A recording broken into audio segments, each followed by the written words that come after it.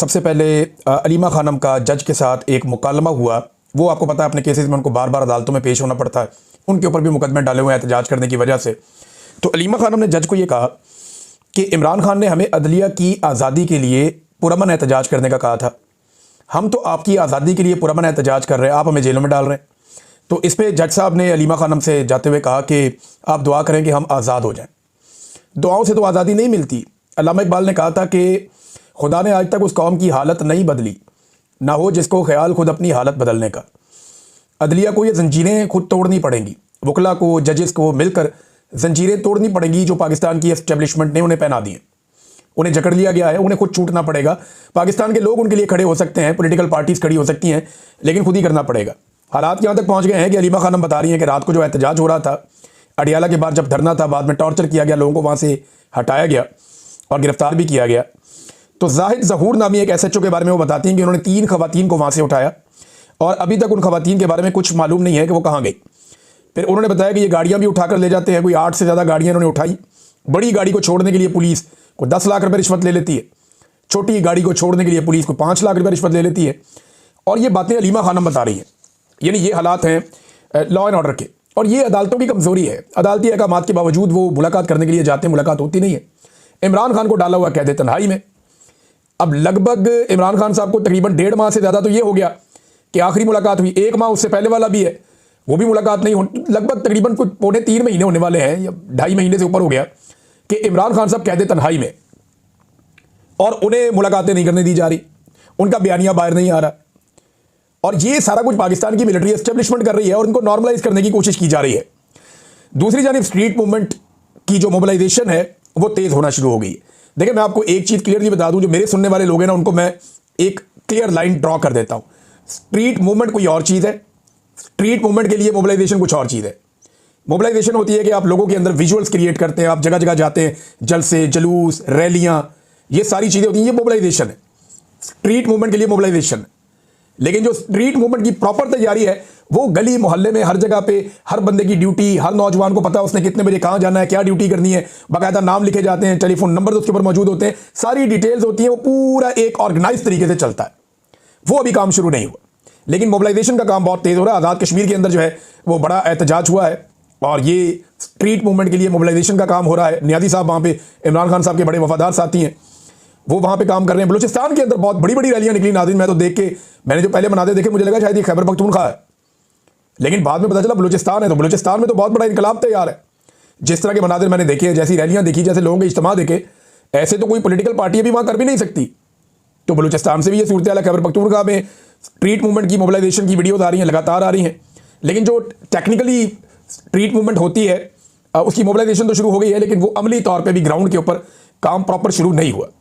Nadreen ने एक statement दिया ताहिर अशरफी ने, वो स्टेटमेंट मैं यहाँ ज़रूर आपको पढ़ के सुनाना चाहता हूँ। ताहिर अशरफी ने कहा कि, और ये मुलाकात की है इन्होंने अभी DGI-SPR से, कभी ये आर्मी चीफ को मिल लेते हैं, फील्ड मार्शल को, कभी DGI-SPR को, कभी किसी और को। तो ये पाकिस्तान की फौज ने मौलवियों का एक जत्था घेरा हुआ है। ये 14 मौलवी हैं, कभी उधर जाते हैं, कभी उधर जाते हैं, कभी उधर जाते हैं। ये 14-15 ये 2-3 दर्जन मौलवी हैं, और ये सारे दरबारी और सरकारी मौलवी हैं। कभी वज़ीर-ए-आज़म बुला लेते हैं, कभी ओहदे मिल जाते हैं।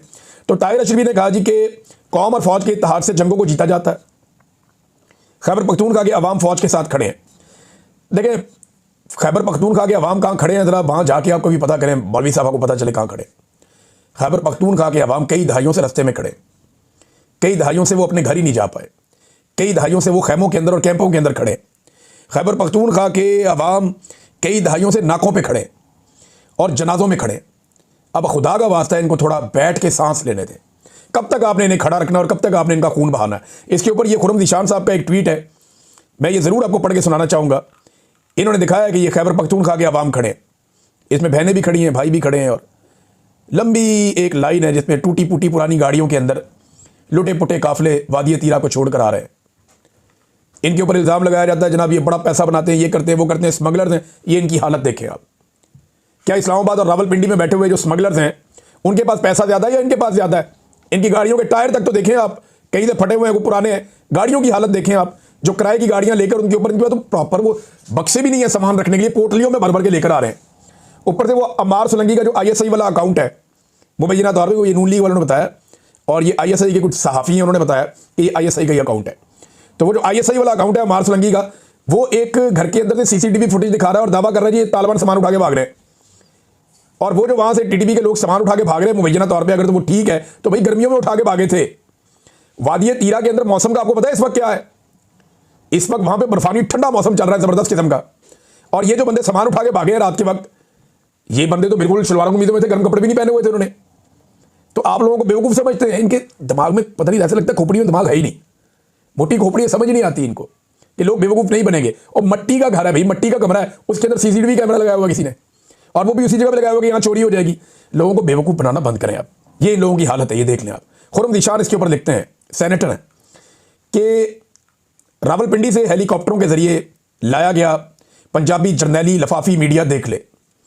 एक तो पंजाब से शिकवा करते हैं वो लोग, हम क्या करें, यानी मैं पंजाब में रहता हूं, मुझे तो बहुत तकलीफ है, दुख है इनका।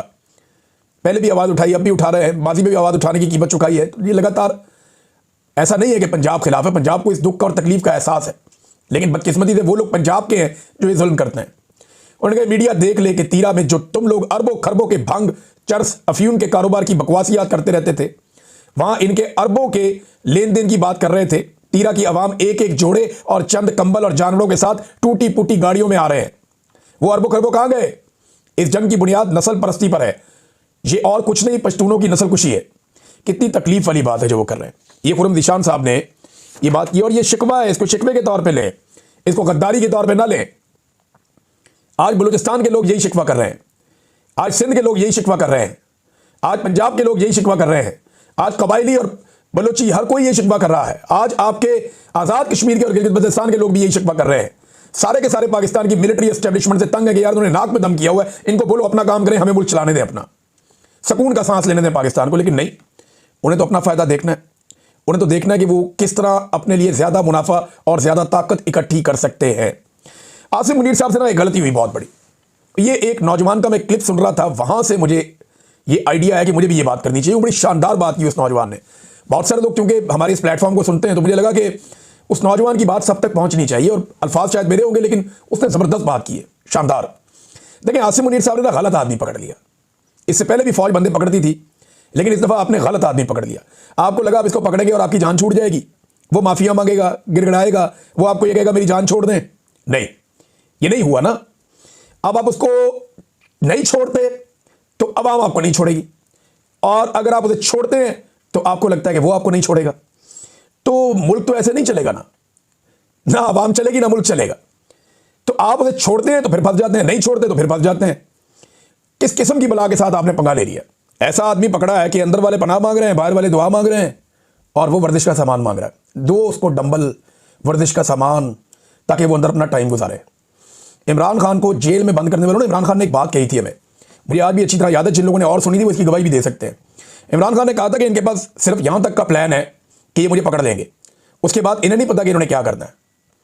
तो मुझे भी लगा उस वक्त शायद तब तो काम ही खत्म हो गया जब इमरान खान को पकड़ लिया। इमरान खान ने कहा नहीं, इनके प्लान की जो आखिरी लाइन है वो यही है कि ये मुझे पकड़ लेंगे, लेकिन मुझे पता है कि उसके बाद इनके साथ क्या होगा। और इमरान खान के पास बाकायदा पूरा प्लान था अपनी गिरफ्तारी के बाद, जिसको उसने एग्जीक्यूट करके दिखाया। बहरहाल प्लान तो सबसे बड़ा अल्लाह रब्बुल इज़्ज़त का होता है, अल्लाह का प्लान कुछ और था, इन्होंने तो सारा कुछ करके देख लिया। इस वक्त तो हालात ये हैं पाकिस्तान के कि सर्दियों में लोड शेडिंग हो रही है हमारे मुल्क में, यानी बिजली का शॉर्टफॉल 4000 मेगावाट हो गया। देखिए, पाकिस्तान में बिजली कम नहीं है, बिजली बनाने की सलाहियत भी कम नहीं है। इन्होंने जो बिजली के कारखाने लगाए हुए हैं वो पाकिस्तान की जरूरियात से दुगने हैं, दुगने से भी ज्यादा है। यानी ये जितनी चाहे बिजली बना के आपको दे सकते हैं, 1 सेकंड की लोड शेडिंग पाकिस्तान में नहीं होनी चाहिए। लेकिन आपको पता है ये लोड शेडिंग क्यों कर रहे हैं? मैं बताता हूं आपको। क्योंकि इनके लगाए हुए कारखाने जो इन्होंने लगाए वो इतने महंगे हैं, वो इतने महंगे पड़ रहे हैं पाकिस्तान को, और इनका मफाद इसमें है कि वो ना चलें। यानी ये बंद कारखानों को पैसा देते हैं, ये उन कारखानों को पैसा देते हैं जो बिजली नहीं बना रहे, लेकिन बिजली का बिल उनको दिया जा रहा है क्योंकि मुआवजा इस तरह का किया है इन्होंने। और अब अगर वो बिजली बनाते हैं, उनकी कैपेसिटी देखिए, झूठ बोला हुआ है। बहुत सारी ऐसी जगह जहां पे बिजली बनाने की कैपेसिटी फर्ज करें 10 मेगावाट है ना, तो उनको 100 मेगावाट का दे दिया। अब ना वो 10 बनाते हैं ना 100 बनाते हैं। कई ऐसी जगह जिन्होंने 1 मेगावाट बिजली भी नहीं बनाई और उन्होंने पाकिस्तानियों के अरबों रुपए वसूल किए हैं। ये नवाज शरीफ ने और शहबाज शरीफ ने इस कौम के साथ ज्यादती और जुल्म किया है। आज वो कारखाने बिजली बना नहीं रहे, उनको बिल फिर भी जा रहे हैं, क्योंकि आपके दरियाओं के अंदर पानी कम हो गया, आपके डैमों के अंदर पानी कम हो गया, आपकी पन बिजली जो है वो बनने की सलाहियत कम हो गई, लिहाजा पाकिस्तान में लोड शेडिंग शुरू हो गई। और बेशर्मो, आप लोगों ने पाकिस्तान के अंदर इजाफी डबल से ज्यादा बिजली के कारखाने लगाए थे, कहां है वो बिजली? बिल तो लोगों से आप ले रहे हैं, उन कारखानों के नाम के ऊपर इजाफी बिल ले रहे हैं, हर महीने ले रहे हैं, और अब जब उन कारखानों को चलाने की बारी आई है तो जी क्योंकि पानी से बिजली नहीं बन रही, हम इनको नहीं चला रहे। क्यों? क्यों भाई? पूरा साल आप उनके लिए हमसे पैसे लेते हैं। तो ये पाकिस्तान के साथ दो नंबरी हुई है, पाकिस्तान के साथ फ्रॉड हुआ है। बहुत सारे ऐसे बिजली बनाने वाले कारखाने इन्होंने लगाए आईपीपीज, जिन्होंने बिजली बनाई नहीं, और बनाई तो बहुत थोड़ी बनाई। उनकी कैपेसिटी फर्ज करें 10 थी तो इन्होंने 100 लिखी, वो 100 यूनिट के हिसाब से पैसे लेते रहे, हालांकि वो 10 यूनिट बनाते रहे। मैं आपको सिंपल करके बता रहा हूं। और आज जब बनानी पड़ेगी बिजली उनको, तो वो बनाने के काबिल ही नहीं है, उनके पास ये कैपेसिटी नहीं है। लिहाजा जनाब लोड शेडिंग शुरू कर दी है इन्होंने। इतनी महंगी बिजली फिर भी लोड शेडिंग, और कैपेसिटी इन्होंने लिखी हुई कुछ और है, पीछे कुछ और है। ये कौम को चूना लगाया इन लोगों ने, और ये कमीशन खा गए सारे फ्रॉडिये मिलजुल के। तो ये जनाब सर्दियों के अंदर लोड शेडिंग हो रही है, अंदाजा करें आप। पीपल पार्टी ने नाज़रीन एक बड़ा ज़बरदस्त प्रोपेगेंडा किया, आपके सामने रखते हैं। ये दो तस्वीर आप देखें। पहले ये एक तस्वीर देखें, इसमें सुहेल अफरीदी खड़े, इनके साथ चंद सिक्योरिटी के लोग खड़े, ये अपनी गाड़ी के ऊपर खड़े हैं, इनके पैरों में अजरक पड़ी हुई है। खेला ना सिंध कार्ड बेशर्म होने दोबारा, सारी जिंदगी सिंध कार्ड खेला, सिंधु कार्ड खेला, हम सिंध कार्ड खेलेंगे, नस्ल परस्ती, हर तोहम परस्ती, पता नहीं क्या क्या कार्ड ये खेलते हैं घटिया लोग। ये एडिटेड तस्वीर है, इसमें नहीं है ये अजरक पैरों में। ये देखें अगली तस्वीर आप, ये असल तस्वीर है, इसको आप देखें, ये देखें, ये पैरों में उनके फूल पड़े हुए हैं। ये असल तस्वीर उसी जगह पे, सारा फ्रेम वही का वही है, हर चीज वैसे ही। पैरों में उन्होंने अजरक एडिट करके आर्टिफिशियल इंटेलिजेंस के साथ डाल दी और प्रोपेगेंडा कर दिया कि हमारी अजरक पैरों में डाल दी। हद हो गई यार आप लोगों की, अजरक पैरों में डाल दी। भाई ये फूल पड़े हुए हैं पैरों के अंदर।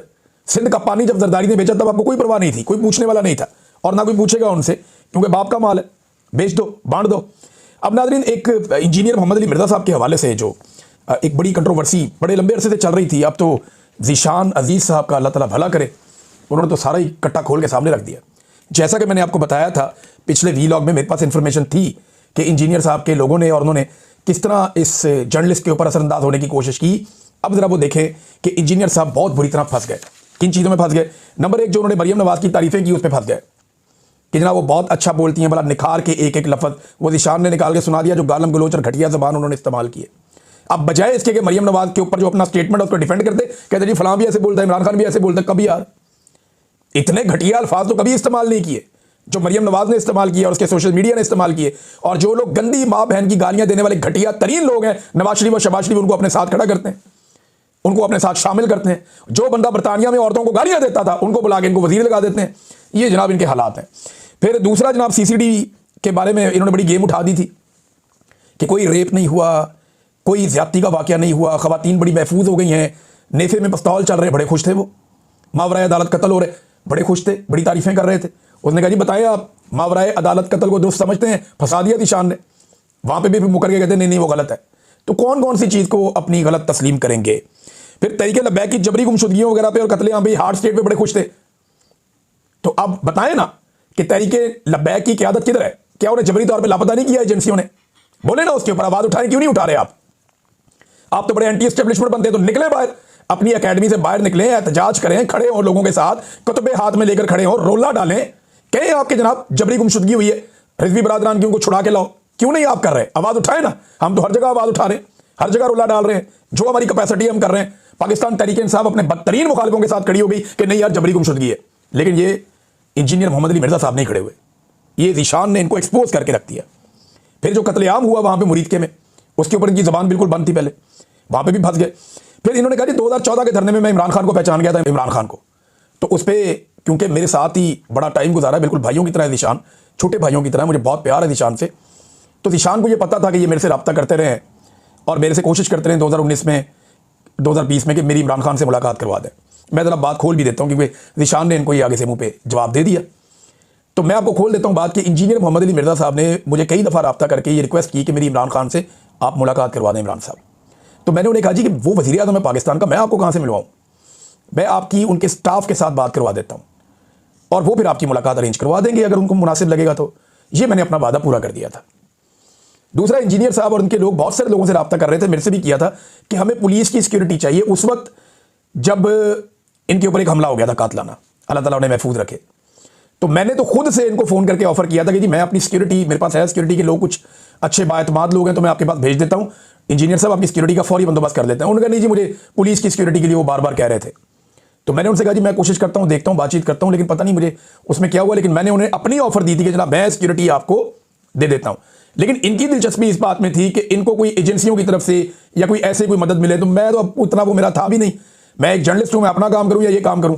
तो इनको वज़ीर आज़म से भी मिलना था। हालांकि 2014 में इनको लगता है इमरान खान बहुत बुरा आदमी है, 2019 में ये मेरी मिन्नतें कर रहे हैं कि इमरान खान से मुलाकात करवा दो, और ये कह रहे थे इमरान खान का मैं बहुत फायदा करूंगा, और उस वक्त ये इमरान खान की बहुत तारीफें भी कर रहे थे। फिर नाजरीन एक और इन्होंने सवाल फीड कर दिए पकड़ के ज़ीशान को। ये कैसे बेवकूफ़ लोग हैं, यानी ये ज़ीशान से चाहते हैं कि इमरान खान की निजी ज़िंदगी के ऊपर घटिया तरीन जो कैरेक्टर असैसिनेशन करने वाले सवाल हैं वो पूछो हमसे, फिर कब्रों पर सजदों वाले सवाल पूछो हमसे, इमरान खान से जोड़ो उनको। ये मिर्जा साहब की और उनकी टीम की ख्वाहिशें आप चेक करें। ज़ीशान ने पकड़ के मुंह पे रख दिया कि जनाब आप ये ख्वाहिशें कर रहे थे। मुझे एक और बात भी पता चली है कि सिर्फ ये नहीं है, कुछ और भी जर्नलिस्ट हैं हमारे, और मुझे उनके थ्रू ये बात पता चली, उनकी टीम के थ्रू, कि उनको बाकायदा इंजीनियर साहब सवालात लिखवाते रहे हैं मुख्तलिफ शख्सियात के इंटरव्यू से पहले, खासतौर पर मजहबी शख्सियात। एक का तो मैं नाम भी ले लेता हूं, मौलाना तारिक जमील साहब या मुफ्ती तारिक साहब हैं, और कुछ और लोग हैं। इनके जो इंटरव्यूज थे उनसे पहले ये बाकायदा सवालात लिखवाते थे, सवाल लिखो इनसे, ये भी पूछो, इनसे ये भी पूछो, इनसे ये भी पूछो। अंदाजा करें आप कैसा प्रोपेगेंडा करने वाला शख्स है, और हम इन्हें क्या समझते थे। फिर इन्होंने एक और झूठ बोला, वो भी पकड़ा गया। अरशाद भट्टी को कहते हैं जनाब के मैंने खत लिख के अपने कारकुनों को मना किया कि बाहर नहीं निकलना, यानी अपने स्टूडेंट्स को मैंने मना किया, वरना लाखों मेरे स्टूडेंट्स हैं, तो ये वो। तो अरशाद भट्टी साहब मान गए। ज़ीशान ने कहा जी खत दिखा दें, कहते जी खत तो नहीं लिखा, मुकर गए। खत दिखाओ यार जी, हाँ तो नहीं है, नहीं कहाँ है, किसी के पास है, 50 बंदे खड़े हैं, किसी को बोले दिखा दे, किसी के फोन में होगा, नहीं जी वो नहीं लिखा। देखें कैसा झूठ बोला, एक बंदे को कहा मैंने खत लिखा, दूसरे को कहा जी मैंने नहीं लिखा। फिर जनाब इन्होंने बाबों के खिलाफ हमेशा बयानियां बनाया, लेकिन जब पकड़े गए तो खुद बाबा बन गए। हमेशा इन्होंने बुतों को तोड़ा है, आज ये खुद बुत बन गए। इन्होंने कहा जी मेरे लाखों चाहने वाले हैं, मेरे लाखों जो है वो मेरे फॉलोअर्स हैं, मैं मजहबी पेशवा हूं, लाखों लोगों की आप दिल छन्नी कर रहे हैं, यानी आप खुद भी एक बाबा बन गए। अब आपसे सवाल भी नहीं हो सकता, बाकी बापों से आप सवाल करें, आपसे सवाल करें तो लाखों लोगों के दिल छन्नी हो जाते हैं। अंदाजा करें आप इनका, ये क्या हरकत की इन्होंने, और ये एक तरह का थ्रेट है कि लाखों लोगों के। अच्छा ये जो उठता है ना, कहता लाखों लाखों लाखों, वो ताहिर अशरफी साहब उठते हैं 30 लाख, उलमा और तुलबा ये उठते जी लाखों। मेरा इन्हें चैलेंज है भाईजान, ये भावें अपनी अकेडमी तो बाहर ना हो, ताहिर अशरफी और ये दोनों मिलकर साथ अपने बेशक 2 4 5 और भी इधर उधर आजकल भाग दौड़ कर रहे हैं लोग, उन्हें भी इकट्ठा कर लें। आप सारे मीनारे पाकिस्तान के ऊपर ना 1 लाख बंदा इकट्ठा करके दिखा दें, लाखों लाखों लाखों आप रोज कहते हैं, और एक दिन आप इमरान खान को मौका दें, वो आपको इकट्ठा करके दिखा देगा, एक दिन में इकट्ठा करके दिखा देगा, 1 लाख के 10 लाख कर देगा आपको। ऐसी सिचुएशन में वो है। तो ये लाखों लाखों की कहानी सुनाते हैं। स्टूडेंट है जो इनकी वीडियो के पास से भी गुजर गया, वो इनका स्टूडेंट हो गया। मुझे एक दिन पता चला मैं भी इनका स्टूडेंट हूं, मैं तो हैरान हो गया। फिर ये हमें ताने देते थे कि वीडियो से हम डॉलर कमाते हैं। यार वो मुझे कहना भी बहुत बुरा लग रहा है कि बड़ी गंदी वीडियो है वो, बड़ी घटिया किस्म की वीडियो है, जिसपे इंजीनियर मोहम्मद अली मिर्जा ने सबसे ज्यादा डॉलर कमाए हैं। बहुत ही घटिया उसकी कैप्शन है, बहुत गंदी वीडियो है, और उसके ऊपर जो है वो कैप्शन लिख के तो उसके ऊपर सबसे ज़्यादा वीडियो पे इन्होंने पैसा कमाया, अंदाज़ा करें आप। और ये भी कहते हैं कि जी एस्टैब्लिशमेंट कल वाली भी सियासी थी, गैर सियासी नहीं थी, आज वाली भी गैर सियासी नहीं है, और आइंदा भी नहीं होगी। यानी आसिम मुनीर साहब को मार्जिन फिर भी दे दिया, इस्तिस्ना वाले मामले पर भी उनको गोलमोल करके मार्जिन दे दिया। इस्तिस्ना वाले मामले में क्या कहते हैं ज़रा ये आप देखें। यानी चंगे भले ऐसे मौलवी जिन पे हमें लगता था कि वो 2 नंबरी कर देंगे, उनसे नहीं हुई 2 नंबरी, इन्होंने देखें कैसे की है। फील्ड मार्शल और वज़ीर आज़म ने हालातों वाक़यात और नज़रिया ज़रूरत के तहत ताहयात इस्तिस्ना लिया। जिस तरह कुरान पाक में भी 4 मकामात पर आया है कि अगर ज़िंदगी मौत की कशमकश बन जाए तो आप मुर्दार भी खा सकते हैं। यार उनकी कौन सी ज़िंदगी मौत की कशमकश बन गई है? वो फील्ड मार्शल को कोई कानून को जज पकड़ने वाला है, उसको कोई फील्ड मार्शल को या आपके सदर पाकिस्तान को कोई जज पकड़ने वाला है? कोई SHO उनके पीछे भाग रहा है, कोई SP उनके पीछे लगा हुआ है, कोई थानेदार उन्हें गिरफ्तार करना चाहता है, कोई उनके ऊपर FIR हुई है जो जिंदगी और मौत का मसला बन गया, ताहयात इस्तिस्ना ले लें। इंजीनियर साहब कौम को चूना ना लगाएं। जब उम्र फारूक रज़ी अल्लाह ताला अन्हु ने नहीं ना लिया, जब हमारे प्यारे आका नबी अकरम सल्लल्लाहु अलैहि वसल्लम ने नहीं लिया, तो फिर किसी XYZ का जो उनके पैरों की खाक के बराबर भी नहीं है उसका भी नहीं बनता। ये कोई आसमान से उतरे हुए नहीं है, या इनके हालात कहीं हमारे आका नबी अकरम सल्लल्लाहु अलैहि वसल्लम से या हमारे खुलफाए राशिदीन से ज्यादा मुश्किल नहीं है। आप इनके लिए जवाब घड़ के अपनी आखिरत खराब ना करें मिर्जा साहब, बड़ी मेहरबानी आपकी। फिर खुद आंड में कहते थे जनाब मेरे नजदीक ये दुरुस्त नहीं है, मैं कभी भी इस तरह का इस्तिस्ना ला लूंगा। आपको दे कौन रहा है इस्तिस्ना? कौन आपको दे रहा है जनाब इस्तिस्ना? मैं कभी भी ना लूं। आप आर्मी चीफ हैं, आप सदर पाकिस्तान लगे हुए हैं, ये तो उन लोगों के लिए जिन्होंने जुर्म करने हैं। आपने ना जुर्म करना, ना अच्छा करना, ना बुरा करना, आपने तो यही करना है जो आपसे करवाया जा रहा है, आप खुद ही करते जा रहे हैं। मेरी समझ से बाहर है ये किस तरफ चल पड़े हैं। बहरहाल नाज़रीन इस वीडियो को यहाँ खत्म करते हैं। अब तक लेते हैं, अपना ख्याल रखिएगा, अपने चैनल का भी। अल्लाह हाफ़िज़।